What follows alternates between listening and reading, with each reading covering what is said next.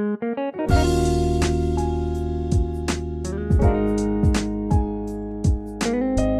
turbine of a gas turbine engine can be likened roughly to an axial flow compressor working in reverse. The first part of the turbine is a stator section, which is called a nozzle guidevane. The nozzle guidevane directs the air axially onto the blades of a rotor section.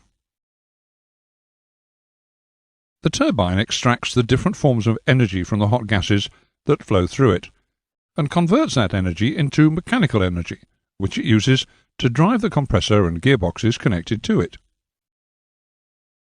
Gearboxes can be used to operate accessories or, in the case of engines that do not use predominantly jet propulsion to generate their thrust, to power propellers or rotors.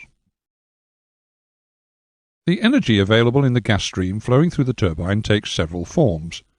There is the heat energy, the potential or pressure energy, and finally the kinetic energy, which comes from the velocity of the gas stream. The conversion of all these forms of energy into mechanical energy means that their values will be reduced as the gas stream passes through the turbine. During normal operation of the engine, the rotational speed of the turbine may be such that the blade tips travel at a rate in excess of 1,500 feet per second. At the same time, the temperature of the gases driving the turbine can, in a modern engine, reach as high as 1,700 degrees Celsius. The speed of these gases is as high as 2,500 feet per second. That is close to the speed of sound at these temperatures. These factors mean that a small turbine blade, weighing only 2 ounces when stationary, can, while it's rotating at its maximum speed, exert a load along its length which exceeds 2 tons. This tensile loading, coupled with the tremendous heat, causes a phenomenon called creep, which is the stretching of the metal of the blade beyond its ability to reform back to its original length. The turbine blades of early gas turbine engines were manufactured from high-temperature steel. Use of this material imposed a stringent limit upon the temperature at the rear of the engine, and because the gas turbine engine is a heat engine, it follows that the power output of such engines was limited as a consequence. The next advance in turbine technology was the use of nickel-based alloys, and these were subsequently superseded by superalloys. Superalloys are a complex mixture of many different metals: chromium, cobalt, nickel, titanium, tungsten, carbon, etc. Blades manufactured from superalloys have a maximum temperature limit of approximately 1100 degrees Celsius, or, if the blades are cooled internally, 1425 degrees Celsius. Ceramic materials are also being used in the production of turbine blades.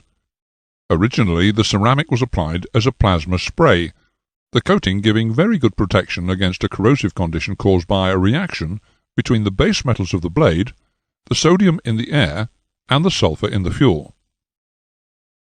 We've already seen that the turbine stage consists of 2 elements, 1 row of stationary nozzle guide vanes and 1 row of rotating turbine blades. The complete turbine assembly comprises 1 or more turbine stages on 1 shaft, which, if coupled to a compressor, forms a spool. The blade shroud shown here is fitted in an attempt to minimize losses due to leakage across the turbine blade tips. It also reduces the vibration of the blades. The clearance between the blade tips and the turbine casing varies because of the different rates of expansion and contraction of the materials involved.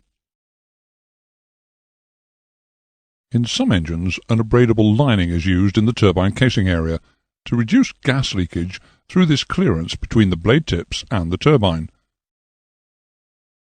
But active clearance control can be more effective at maintaining minimum tip clearance throughout the flight cycle. This picture shows its use on an American engine. When a turbine is coupled to a compressor to form a spool, for peak efficiency and to ensure that stall and surge do not occur in the compressor, the spool must rotate at a speed which conforms to the requirements of the compressor. We saw in the lesson on compressors that the optimum speed of the spool is that of its design point.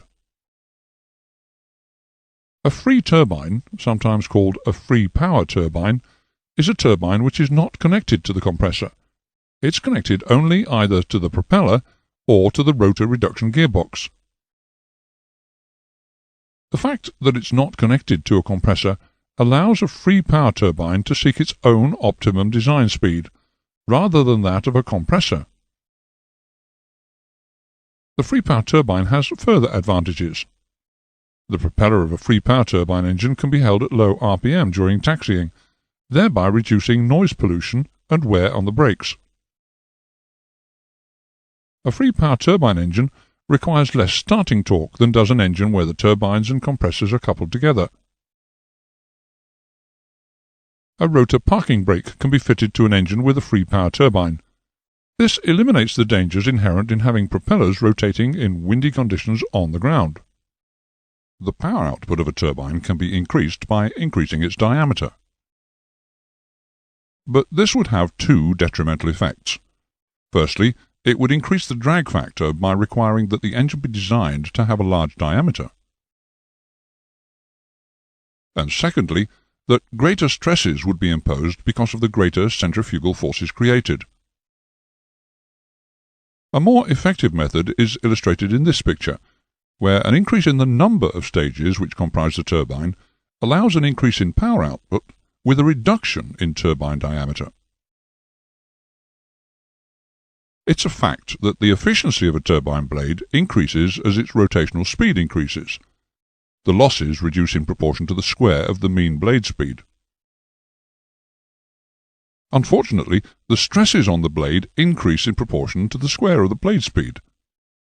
It would seem then that the engine designer is locked into a vicious circle, where any attempt to increase engine efficiency by increasing turbine speed would require stronger blades. This would mean making them heavier, which would create greater stresses on them, and so on ad nauseum. All is not lost, however. The advent of the high-ratio bypass engine, with its much greater propulsive efficiency, means that for a given thrust it can have a smaller diameter turbine. This, to some extent, circumvents the vicious circle problems mentioned previously. The high bypass ratio type of engine shown here consists of three spools. Firstly, we have the high-pressure spool, driven by the high-pressure turbine, which rotates the high-pressure spool at relatively high speeds. Then, to the rear of the high-pressure turbine is the intermediate pressure, or IP turbine, driving the intermediate pressure compressor through a shaft which spins inside that of the high-pressure turbine. Finally, the rearmost turbine is the low-pressure, or LP turbine. It drives the low-pressure compressor, more commonly called the fan, through a shaft which runs inside the high-pressure and the intermediate pressure shafts.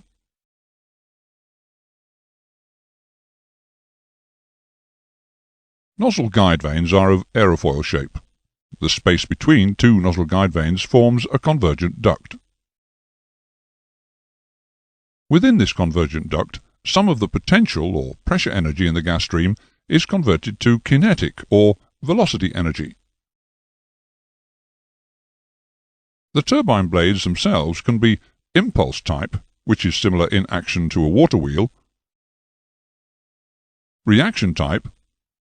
These blades rotate as a reaction to the lift they create as the gas stream flows over them, or a mixture of the two types, which is called impulse reaction.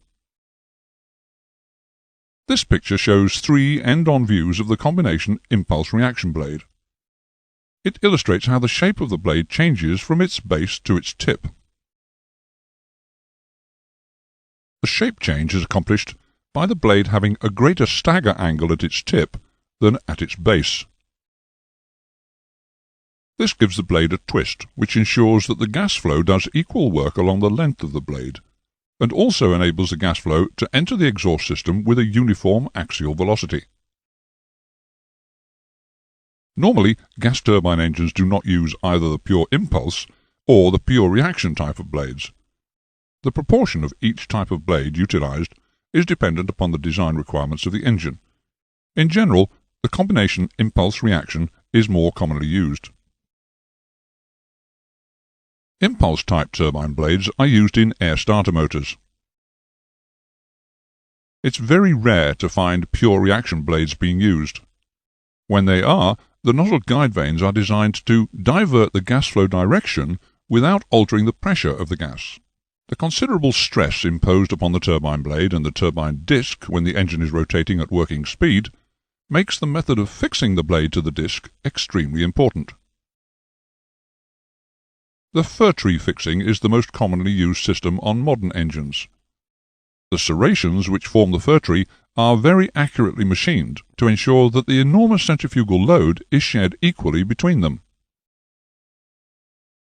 The blade is free in the serrations while the engine is not rotating, but during operation the centrifugal force imposed holds it firmly in place.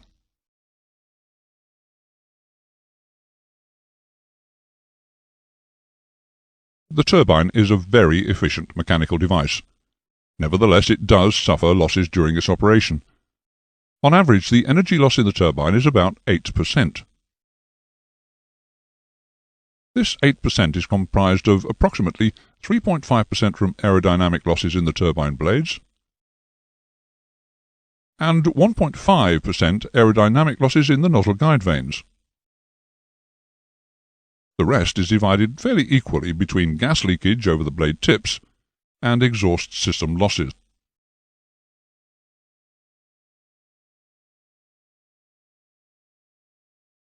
The maximum temperature that the turbine assembly can withstand limits the thrust or power available. Exceeding the maximum turbine temperature will cause irreparable damage to the engine. Therefore, it's imperative that the turbine temperature is monitored closely. The temperature of the turbine is measured by thermocouples, which are placed in the gas flow somewhere in the turbine assembly, typically after the high or low pressure turbine. The temperature measured at this point would be termed the exhaust gas temperature, or EGT. Other terms that are used to represent the value of the gas temperature around the turbine zone are turbine inlet temperature, or TIT, turbine gas temperature, or TGT, jet pipe temperature, or JPT. The jet pipe temperature is so named because of the position of the thermocouples. They are actually placed behind the turbine in the jet pipe itself. In some modern engines, the thermocouple probes are fitted inside selected fixed nozzle guide vanes to enable temperature to be sensed without the probe being battered by the high-velocity gas flow. As the engine is accelerated to produce more thrust or more shaft horsepower, the exhaust gas temperature will increase in proportion with the extra fuel flow, and vice versa. That completes the lesson on turbines.